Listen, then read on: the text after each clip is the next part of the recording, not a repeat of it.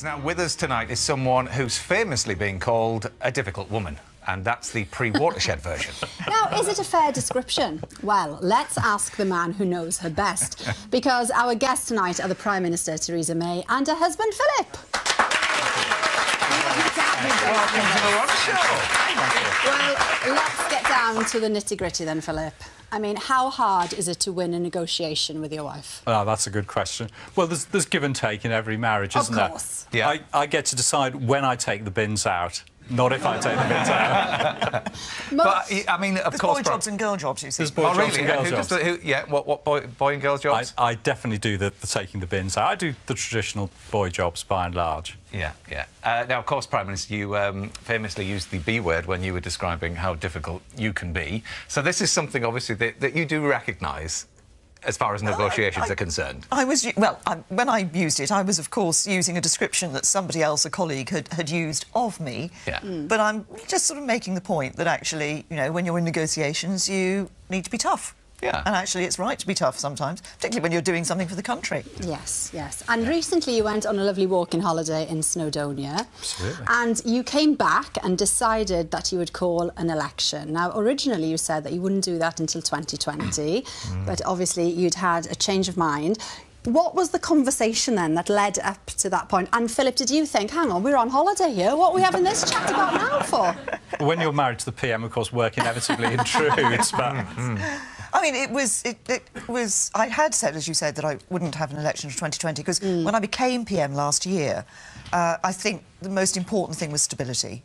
Yes. And I wanted to give the country that stability and show that we were getting on with the Brexit process. But when we were going through the process of triggering Article 50, it just became clear that other parties were looking ahead to disrupt negotiations, and I just felt it was important to have an election, to get a clear mandate, and then take that forward and strengthen the UK's hand in negotiating, because it is going to be tough. Yeah. So with that particular walking holiday then, did you go to clear your mind so that you would get sorted, or is it something that just kind of happened when you were there? Because we love walking in the Welsh mountains. I mean, that is the good reason. choice. That is the reason we go. Yeah. We do love it. It is. I mean, it's great. Dress is beautiful, isn't it? Yeah. It is beautiful. When we eventually get to the top, I'll be able to tell you. We have been up once. We've been up once. Yes. What was the drive back to London like when you know, once you'd decided? Well, I don't think it was any different from... I mean, the point is that, you know, in this role, from time...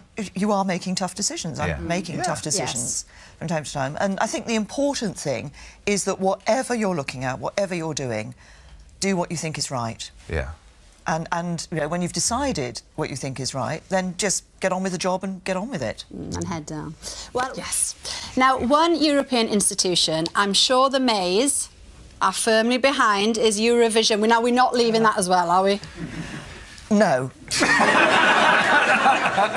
Although I'm tempted to say, in current circumstances, I'm not sure how many votes we'll get. But, yeah, well, that's going to be very interesting come Saturday. Very interesting indeed. Well, Lots of food for thought there. But, of course, Prime Minister, politicians, I mean, they have a major responsibility in this as well. As soon as you bring spin doctors into the mix and they're asking you to present maybe stories that aren't 100% true. And have you ever been in situations like that where you've given in to the spin doctors?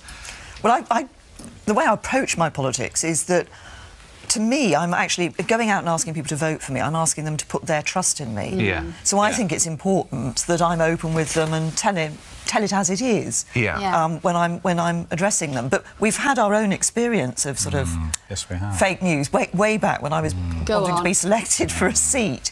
One of the newspapers reported I was going to have trouble being selected to fight a seat as a Conservative candidate because of my new baby. Well, we didn't have a baby. No. And we didn't think any more of it until that afternoon my mother-in-law rang. My mum rang, though she thought perhaps it was saying we hadn't told her. Oh, really? So she was disappointed. Yeah. Well, I'm sure she was very disappointed. Yeah. Let's go back to the beginning then. You spoke about your mum-in-law there. You were the daughter of a vicar, very solid upbringing. Was there any chance that you would have rebelled at all? Or, you know, the values that were instilled then, are those the values that you've very much taken forward with you? Yes, I think they are. I mean, there were several things. I mean, my very much, obviously, being brought up in a vicarage, it's you get to meet a whole range of different people from all types of backgrounds. And one of the things my father taught me is that you should take people as you find them, not have any preconceptions about people, and treat everybody equally. Yeah. And that was an important lesson that I had. But of course, you know, life in a vicarage is different. You get so many people coming in to see you, don't People you? calling You just all the meet so many time, people in the don't village, you? absolutely. Yeah. And is it right your father was a shoe salesman? Yes, he worked in for a footwear company for the whole of his career, in fact, as people did in those days. You know, joined the same company in the late 1940s and carried on doing that till the 1980s when he retired. Yeah. So you see that upbringing and that contact, as you say, you know, gives you that insight of the majority of working Britain. Yeah, I think so, yes. I mean, I think that's the point. I've had the opportunity to interact, to meet, to talk to people and to see an insight into people's lives. And, of course, that's what you're able to do as a Member of Parliament, of course, you know, with people who come to you in your surgery and so forth. You really get an insight into people's lives.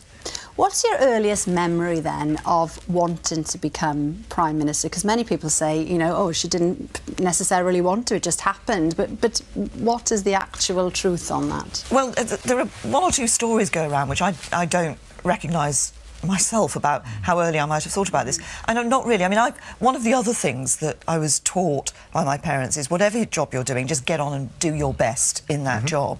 And that's how I've approached everything in my career. And so that's what I was doing. But, of course...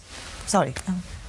Well, I knew you were interested in politics, but I never heard Theresa say she wanted to be Prime Minister until she was well established in the shadow cabinet. But then we were looking at some footage, weren't we? Yeah. And we found you, Philip, back in 1986. Yes, the Conservative Party conference. Yes. Right, there you go. So it could very much have been you, Philip.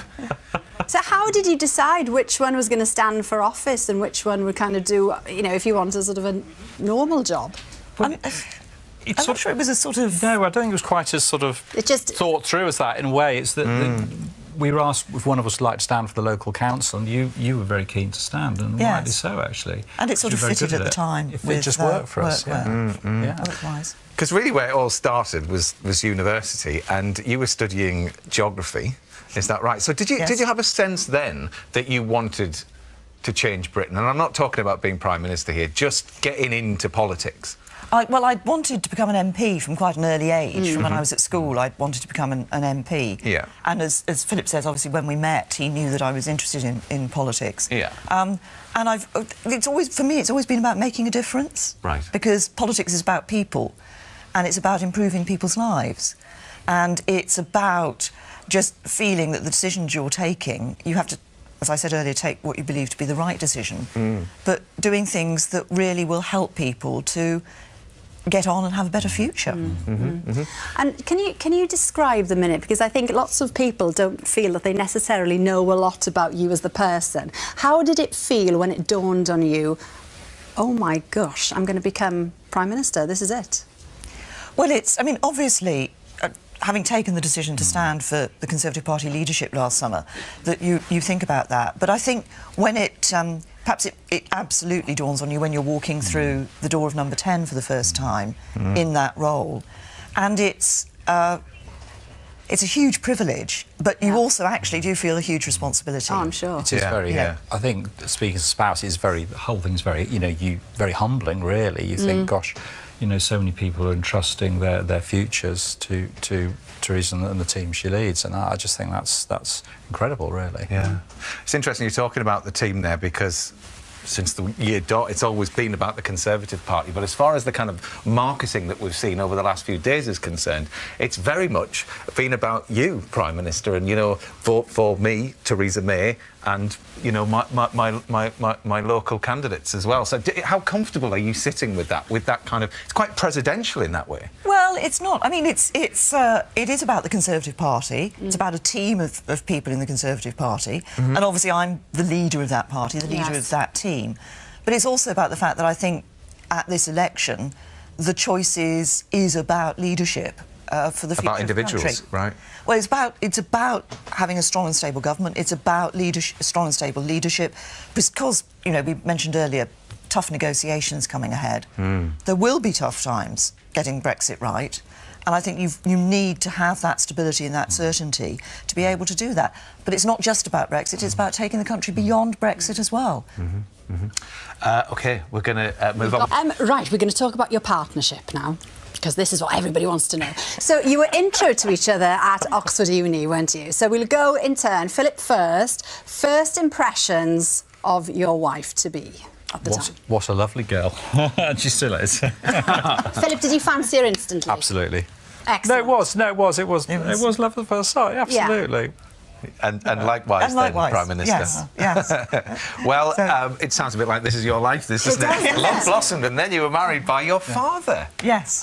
We've actually got your wedding photo here. So many faces, and you know, when you look at that photo, what memories does that bring for you, Prime Minister? Oh gosh, well, I mean, it's those are my obviously my parents and my mother's mother, so my maternal grandmother there. So I mean, I suppose it brings back huge memories of just a very happy childhood, actually. I mean, we were talking earlier about life in a vicarage, which is slightly different, but it's just very happy, very stable. I was very fortunate, very stable, and I think crucially from my parents, they were very much of the view that it was up to me what I wanted to do. They didn't sort of say, you can't do that because you're a girl, or you can't do this. You know, it was very much... Which is great, isn't it? Which is great. And time was incredibly precious with them at that point, because it was only a year or so later when things didn't go so well. Yes, that's right. Not that we were to know that, of course, at that point. Yeah, so it's very much a treasured photograph, I'm sure. And behind every busy woman, and you're particularly busy, is always a strong and very supportive husband. What are the downsides, though, Philip, you know, in being married to the Prime Minister? Well, first of all, it's an enormous privilege for Theresa to, you know, for Theresa to be doing this job, for me to be there alongside her, and I think I get to meet the most fascinating, interesting people. I get to do some things I wouldn't otherwise do, and you know, it is a huge privilege. So there isn't really a downside, but obviously, if you're the kind of man who expects his tea to be on the table at 6 o'clock every evening, you could be a little bit disappointed. Do you make the tea? From time to time. From time to time. Teresa's a very good cook. Teresa's a very, very good cook indeed, actually. And you have a large number of cookery books. I have a large number of cookery books, yes. At home, obviously, we live in the flat in Downing Street, but we like to get home at weekends, and that's where most of my cookery books are. So. And, I mean, you know, at the end of the day, I mean, who knows what time it is, because every day must be different, but when you get home, how do you try and leave work at number 10? And Philip, what do you see your role as being here? Just try to give Theresa as much support as I possibly can, Matt. I think that's just really important. I mean, it's obviously a very tough job. There are a lot of tough decisions, a lot of things that, you know, you really have to work very hard at as PM, and I think I'm there to give Theresa as much support as I possibly can, just the way she's always given me I was going to say, it's because it's a two-way street. It is a two-way street, absolutely right. And when you've experienced so much of each other's lives, because you met when you were so young, and all of this has happened to you, you must feel like you're almost one, as opposed to individuals. Yes, I suppose it's... Well, but I mean, I think the point is we're still individuals, but we know each other really well. You know, when you've been married as long as we have, nearly 37 years, you get to know each other, you know, really well. And who has banned the red box from the bedroom? Which one? I don't think it's ever made an appearance in the bedroom. I've never had to try and sort of get it out. Shoo it out. No. Yeah. How happy are you with the whole shoe thing, Prime Minister? And, you know, do you wish it was just, you know, left be and you enjoy your fashion and this, that and the other? I mean, everybody seems to be commenting on it.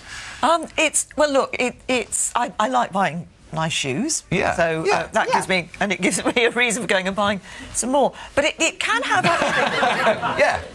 it can have a serious side to it. And just to tell you a little story, this happened about, I suppose, 4 or 5 years ago. I was in the lift in the House of Commons, and there was a young woman in the lift.